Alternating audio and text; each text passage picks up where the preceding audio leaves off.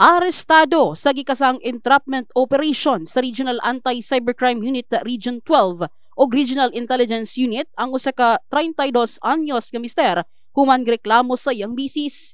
Gihimo ang entrapment operation atubangan sa usa ka inn sa Carmenville, Barangay Kalumpang, Jensan. Nanukad ang reklamo human nga gipost sa suspect nga si alias Rodrigo ang hubo nga hulagway sa iyang asawa sa social media og reklamong pagpanghulga nga sunugo ng ilang Pinoyanan kung dili makigbalik kaniya ang biktima. Nagkandak mi og entrapment operation kay nagatong man sa among opisina ang biktima. Ingon siya sugod pa katong November 28 nag-umpisa og pang-threat sa iya kaning iyang bana. So ang threat niya kay dili lang para sa iya kundi igi-appeal pud ang iyang pamilya. Nagmay din na siya katong nude photo sa victim. Nakasinati matud pa og depresyon ng asawa nga si alias Dayan, rason nga niabot sa punto nga nangayo siya og tabang sa mga otoridad.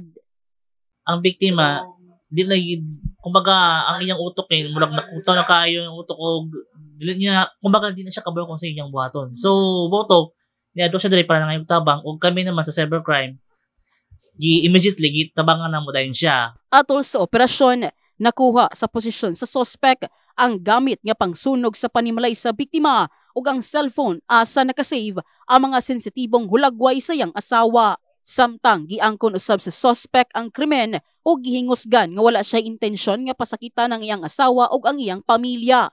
Gihimo lamang matud pa niya ang pagpanghulga tungod sa kagustuhang makumpleto pa ang iyang pamilya.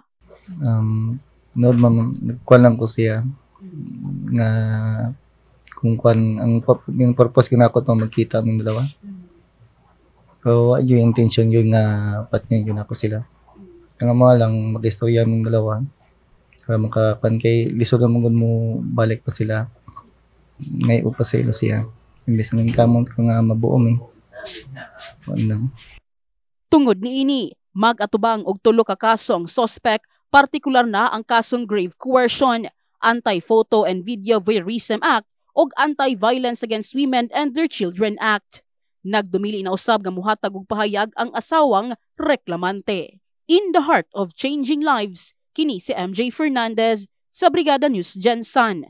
Brigada News.